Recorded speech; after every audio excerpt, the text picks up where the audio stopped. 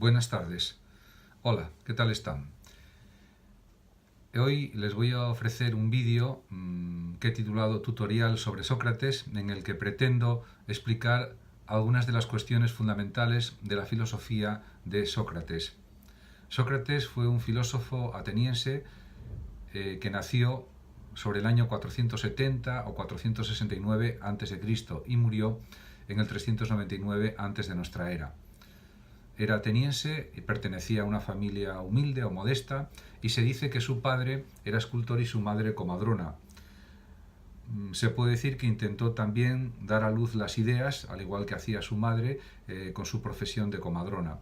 Y nunca quiso dedicarse a la política ni ambicionó salir de la pobreza. Se conformaba con una vida, podemos decir, austera, con una vida humilde, con una vida en la que tuviera sus mínimas necesidades cubiertas, pero no aspiraba a la riqueza.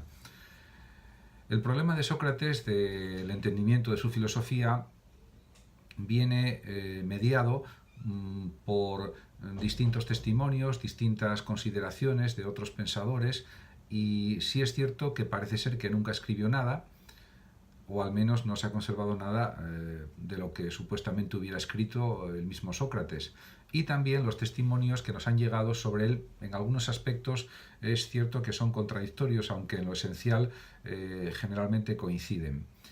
Lo más seguro quizás es aceptar el testimonio acerca de la doctrina de Sócrates, de Aristóteles y de los primeros diálogos platónicos, porque está claro que Platón fue amigo y discípulo de Sócrates durante aproximadamente unos 8 años antes de la muerte del propio Sócrates, condenado a beber la cicuta, este veneno mortal, para que, que era un poco el resultado de la sentencia del tribunal que lo condenó por corromper a la juventud y por, diríamos, introducir dioses extraños y no adorar a los dioses propios del panteón griego, y también, diríamos que cometer actos de impiedad de alguna manera. Se acusa a Sócrates, por tanto, en el juicio que se estableció contra él, por no honrar a los dioses, que honra la ciudad, por introducir dioses o demonios extraños y también por corromper a la juventud. Está claro que los acusadores, que lo eran por motivos de tipo de rivalidad política, básicamente, esperaban que Sócrates se exiliara voluntariamente antes del proceso judicial, pero no fue así. Tampoco pidió la conmutación de la pena, e incluso el mismo Sócrates no quiso escapar a Creta como le proponían varios de sus amigos y discípulos. Realmente Sócrates quiso morir, respetar las leyes de Atenas, a pesar de que sabía que su aplicación había sido incorrecta, injusta, pero aún así él pensaba que era mejor respetar la condena y cumplirla, tomando la cicuta. Realmente en aquel momento había una serie de problemas éticos en la ciudad de Atenas y en general en la Hélade, en Grecia, en la Grecia antigua, y ya desde su juventud Sócrates se dedicó sobre todo a temas, por ejemplo, de tipo natural, de conocer la naturaleza física del mundo, de conocer los astros, etcétera, pero luego se dio cuenta posteriormente que era más importante dedicarse a los temas éticos o morales, porque son realmente los que nos indican cómo debemos de vivir, cómo podemos ser más felices, etcétera, etcétera. Por eso se entiende que para Sócrates la máxima escrita en el templo de Delfos, conócete a ti mismo, es la que debe guiar nuestra conducta, nuestros pensamientos, nuestras reflexiones, etcétera. Además, conviene también insistir en que Sócrates entiende la filosofía como una búsqueda colectiva y en diálogo. Él busca la verdad, pero es verdad que, valga la redundancia, es cierto que a veces a lo largo de sus diálogos con los ciudadanos atenienses con los que está conviviendo, pues no llega a unos resultados verdaderos, y puede llegar a resultados verosímiles o puede no llegar a resultados en sus diálogos a base de preguntas y respuestas. Por lo tanto, el mismo Sócrates no pretende poseer la verdad, ni poder encontrarla por sí solo. Por eso se dedica a entablar conversación con los que quieren hablar con él, y a base de preguntas y respuestas llega pues a una aclaración de una serie de ideas, de conceptos, que es algo realmente lo que él busca. Porque claro, podemos decir que Sócrates considera que cada hombre posee dentro de sí una parte de la verdad, pero debe descubrirla con la ayuda de los otros. Así se explican, por tanto, las dos partes del método socrático, la ironía y la mayéutica. ¿Qué es la ironía? Pues la ironía es el arte de hacer preguntas tales que hagan descubrir al otro la propia ignorancia. El que cree saber cae en la cuenta, acorralado por las preguntas de Sócrates, de que no sabe nada. De ahí la famosa frase atribuida a Sócrates: solo sé que no sé nada. Pero luego, a continuación de la ironía, que es una de las partes fundamentales del método socrático, viene la parte de la mayéutica, o lo que es lo mismo, el arte de parir ideas, el arte de la comadrona, que es un arte consistente, o es un proceso que consiste en un arte de hacer preguntas tales que el otro llegue a descubrir realmente la verdad en sí mismo. Sócrates, por otra parte, no diríamos que no elabora doctrina alguna, ni parece tener doctrina propia, ayuda a los demás y busca con ellos la verdad, busca el conocimiento, busca la esencia de las cosas, la esencia de la realidad, la esencia de la belleza, la esencia de la felicidad, la esencia de la virtud, la esencia del alma, la esencia de la muerte, etcétera. Y otras muchas cuestiones y conceptos. En este sentido, esta búsqueda en común y esta modestia contrastan fuertemente, por ejemplo, con el relativismo, con el individualismo y con la autosuficiencia de los sofistas. ¿Qué diferencia hay entre los sofistas y Sócrates? Pues que Sócrates afirma el universalismo moral frente a los sofistas como Gorgias, Protágoras, Pródico y otros, que insisten en que todo es relativo, en que parten de un escepticismo, dudan de todo, consideran que no se puede llegar a ninguna verdad en el conocimiento y que todo debe ser según le conviene a cada uno, y buscan la utilidad incluso con engaños, con mentiras, con la persuasión, con la retórica, buscando el interés, siempre, exclusivamente el interés, el beneficio propio a costa de lo que sea, a costa de la verdad, a costa de la moral, a costa de la ética, a costa de las convenciones. En cambio, frente a este relativismo de los sofistas, Sócrates y también Platón, y en este sentido también Aristóteles, consideran que se puede distinguir correctamente entre lo bueno y lo malo, entre el bien y el mal, entre la mentira y la verdad, etc.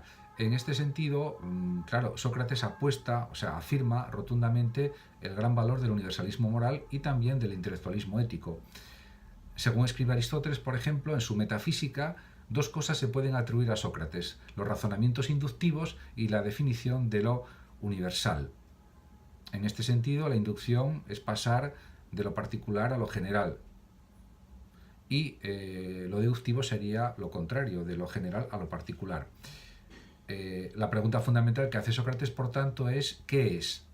Y espera que los otros le contesten con una definición. Esta pregunta acerca de lo que es una pregunta sobre la esencia de la realidad, la esencia del mundo, la esencia del hombre, la esencia de la paz, la esencia de la belleza, la esencia de la virtud, la esencia del bien, la esencia del mal, etcétera, etcétera, etcétera. El método socrático, por tanto, se encamina a la construcción de definiciones, las cuales deben encerrar la esencia inmutable de la realidad investigada. En este sentido, Sócrates se opone, como ya antes he insistido, al convencionalismo de los sofistas, porque Sócrates está convencido de que el bien y el mal no pueden ser el resultado de convenciones particulares, concretas, históricas, y que, por ejemplo, robar y matar esté mal, o está mal según el universalismo moral, pero en cambio para los sofistas robar puede estar bien o engañar puede estar bien si es que me va a beneficiar a costa, diríamos, del perjuicio de los demás o a costa del daño a los demás. Eso no importa mientras los demás no se enteren de esa actitud de engaño y crean en nuestras palabras, pues eso estaría justificado desde el relativismo de los sofistas.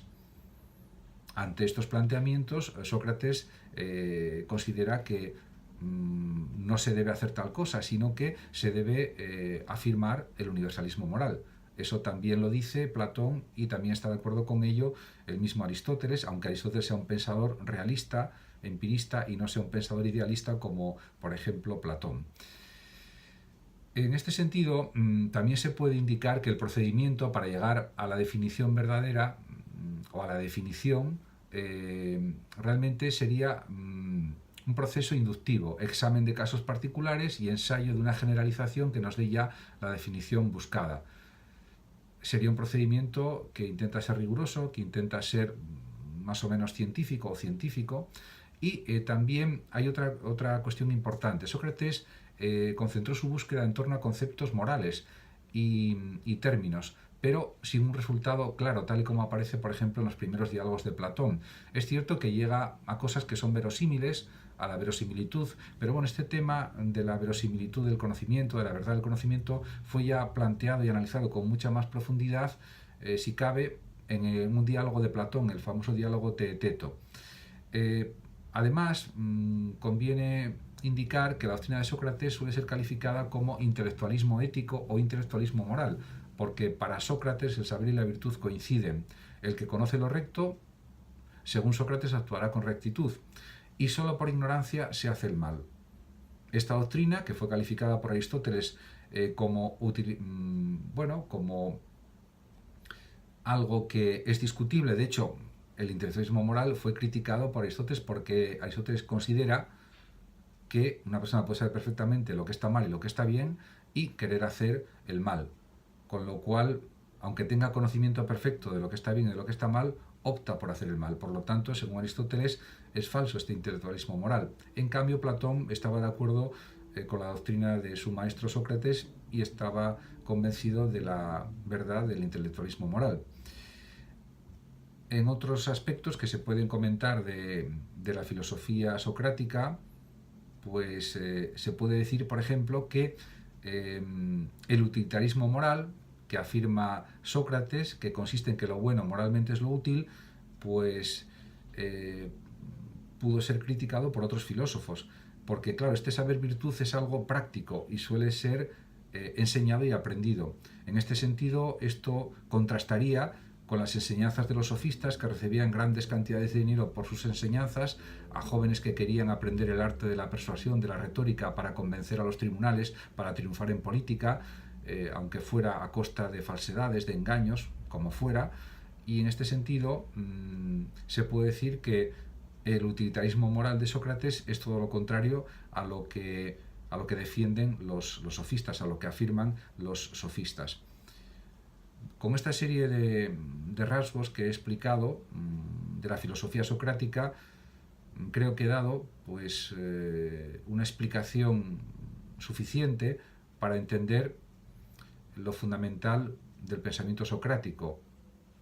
Y por tanto, pues yo creo que son unas explicaciones a forma de esquema, a forma de resumen, como una forma de resumen, pero que creo que pueden ser suficientes para entender algunos de los aspectos de la filosofía de Sócrates. Muchas gracias a todos por su atención, gracias por ver este vídeo y hasta el próximo. Hasta siempre.